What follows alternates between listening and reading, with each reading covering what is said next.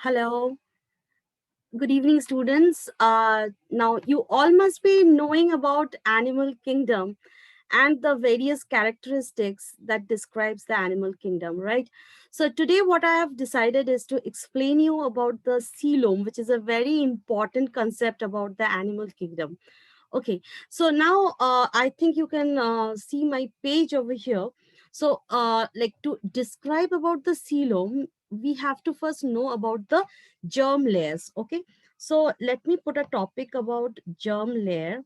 I hope you can look into this, what I am writing. So we'll first discuss about the germ layer. Okay. So now in this germ layers, what are those? These are, like when gastrulation occurs, like we all know that a male gamete fuses with a female gamete. Okay. So a male gamete which is n number of chromosomes, and it is fusing with another female gamete which is also with n number of chromosomes, that is the two haploid cell will be fusing to form a diploid cell, right? So this diploid cell, now it is known as the zygote, and this particular zygote is now going to repeated, it will go through cleavage, and a time will come when there will be a tissue differentiation. Okay, so this tissue differentiation during the embryonic life, we call it as a gastrulation. Okay, so and the first embryonic tissues, okay, so I'm writing over here, that is the first embryonic tissues formed by the process of gastrulation.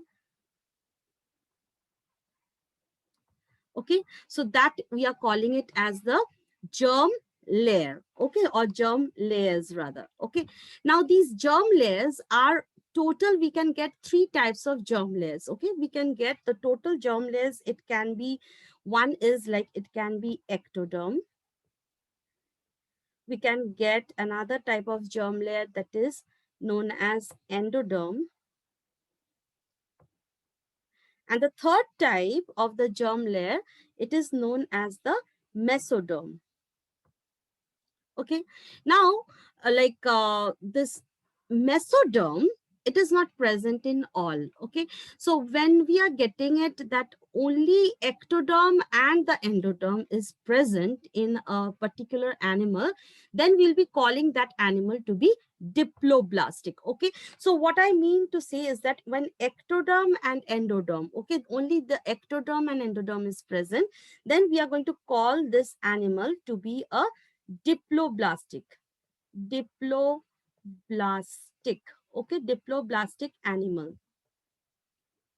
And again, when we are going to see that the ectoderm, endoderm, and mesoderm, the three layers, the ectoderm, endoderm, and mesoderm, when the three layers are present, okay, three layers are present in the animal, we are going to call that animal to be triploblastic.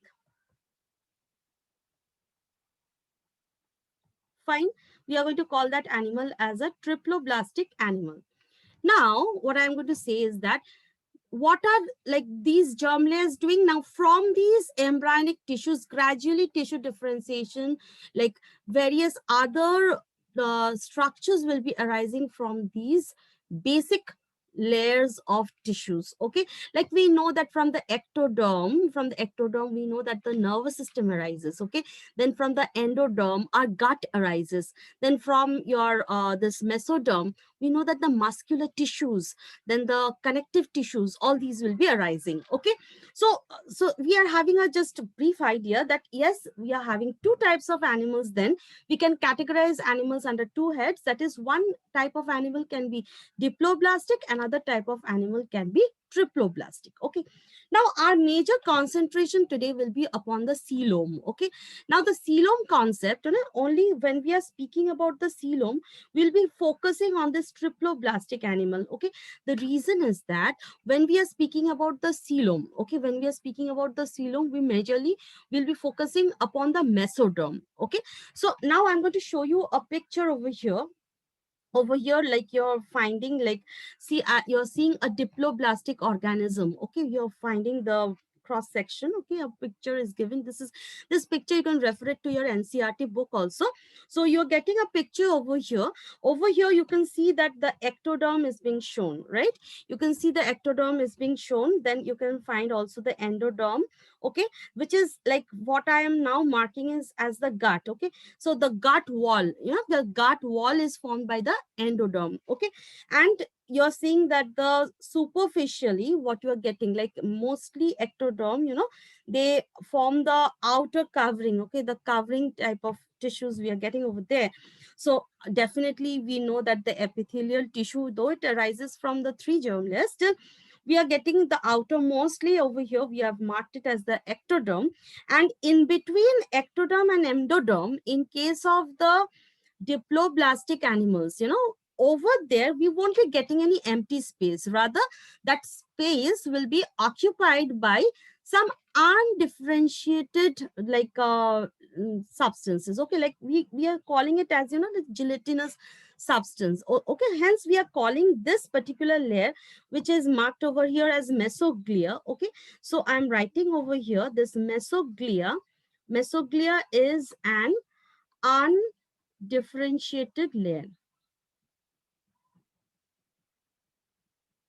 Undifferentiated layer. Okay, so definitely this type of layer is made up of some gelatinous substances. Okay, so hence this type of mesoglial layer will be found in the diploblastic organisms. Okay, clear? So now I'm also going to show you another picture over here. You can just refer to the diploblastic and triploblastic together. So you can find over here the this ectoderm and endoderm are present in both the pictures, right?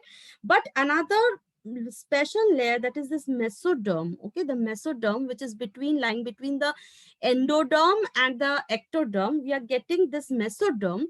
And this mesoderm layer, it is the special layer or the extra layer which is making that animal to be called as the triploblastic animal. Okay, so now our concern today will be regarding this. Now this I'm marking you this space as the gut. Okay, so gut, as I've told you just now, gut is encircled by the endoderm. Okay, and today we are going to focus upon this mesoderm because we are going to study about the coelom.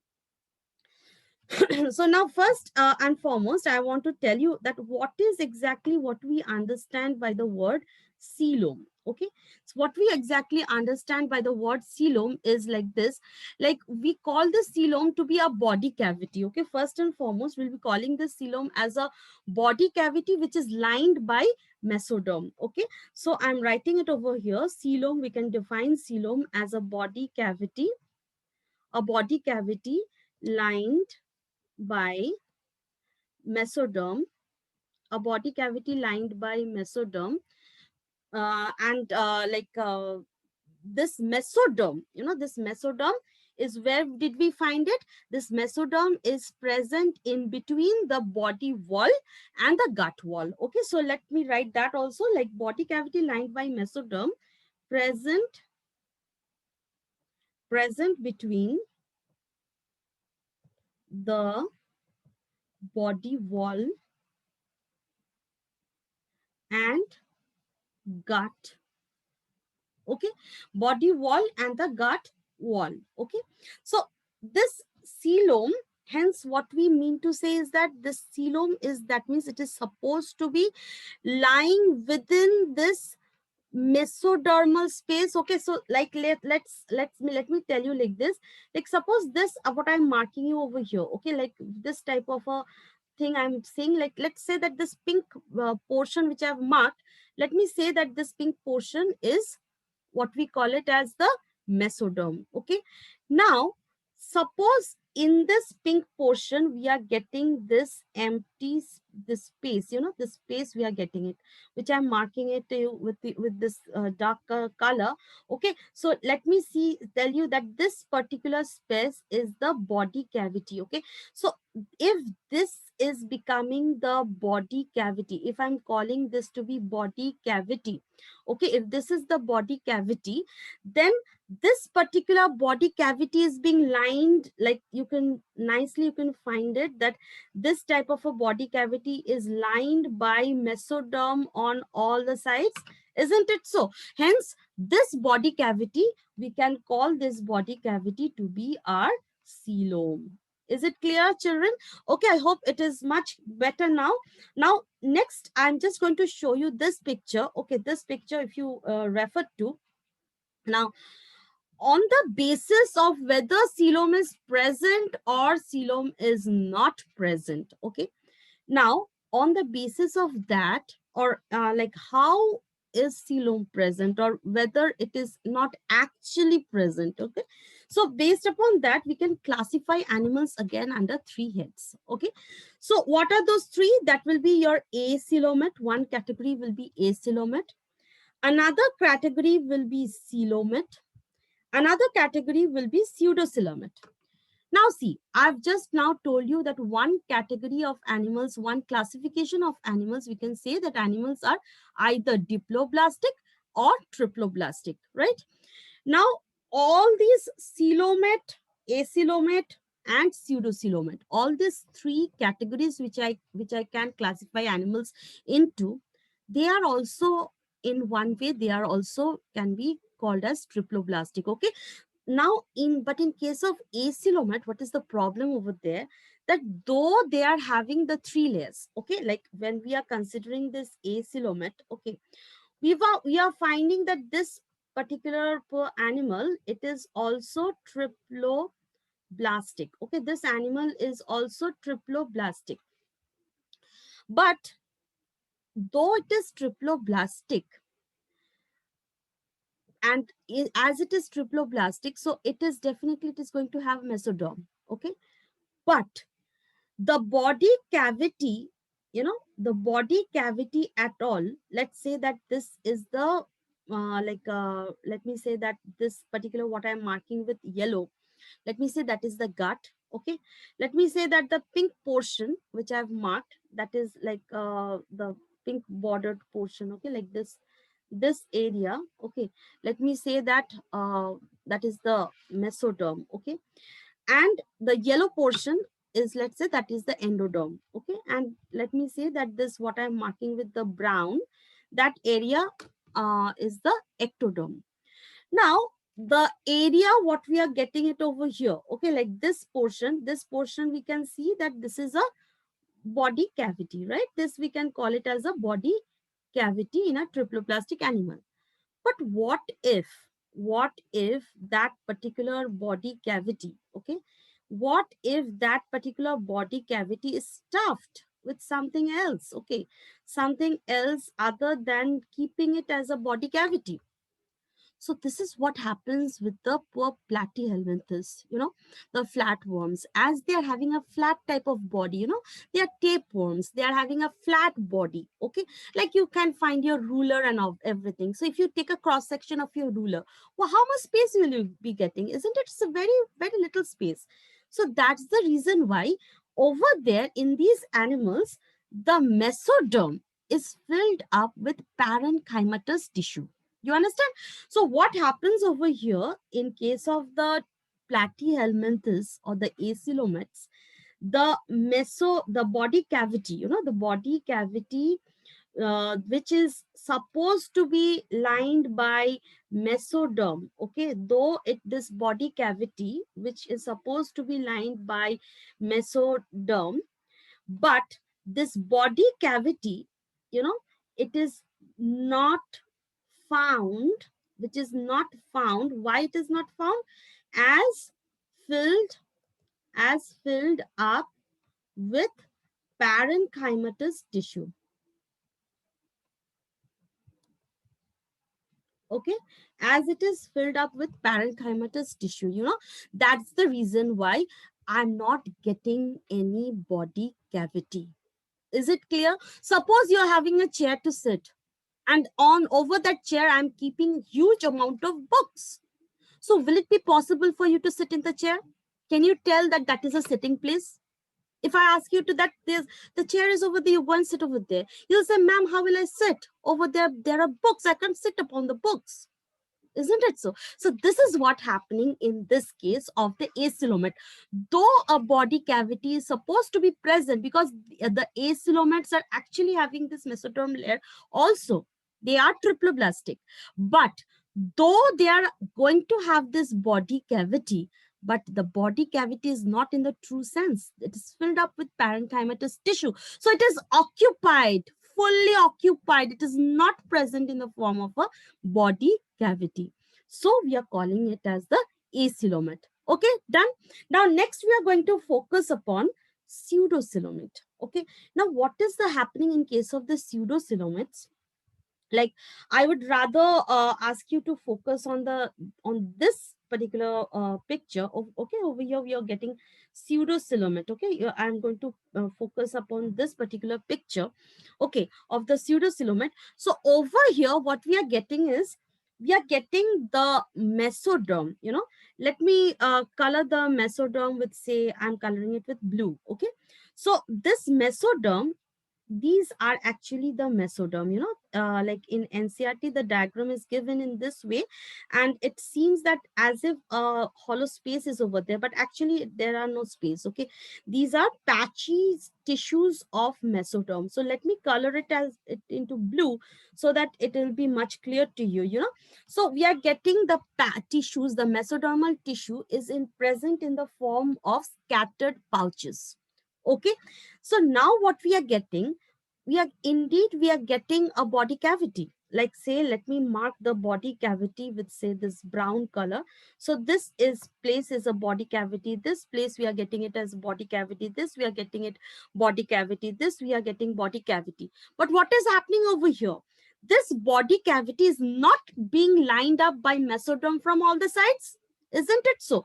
We are having this side mesoderm, we are having this side mesoderm, but unfortunately we are having this side the endoderm. Okay, this is the gut, so the gut wall is the endoderm. Isn't it so? So we are having this side as the endoderm and this side as the ectoderm. Got it? So that's the reason why we can't call it as a true coelom. Isn't it so? So that's the reason why whatever is not true is false. And whatever is false, we call it in science what? Pseudo, right? So we are going to call it as it as a pseudocoelom. Okay, pseudocoelom. In case of the pseudocoelom, the mesoderm, okay, the mesoderm is present in the form of scattered pouches. Okay, understood?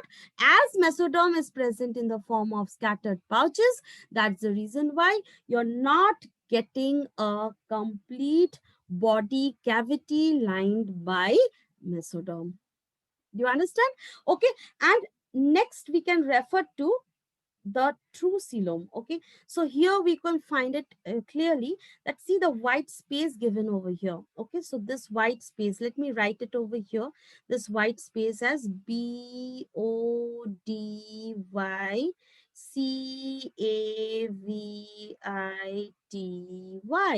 right? This entire thing as the body cavity, right?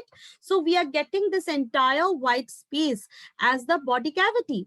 And what we are finding it, you see the red bit of thing which I'm again marking it with yellow, you know, over here I'm marking it as yellow. So we can see that this portion, this pretty portion is the mesoderm, right? We are getting a body cavity which is lined by mesoderm, completely lined by mesoderm. Isn't it so?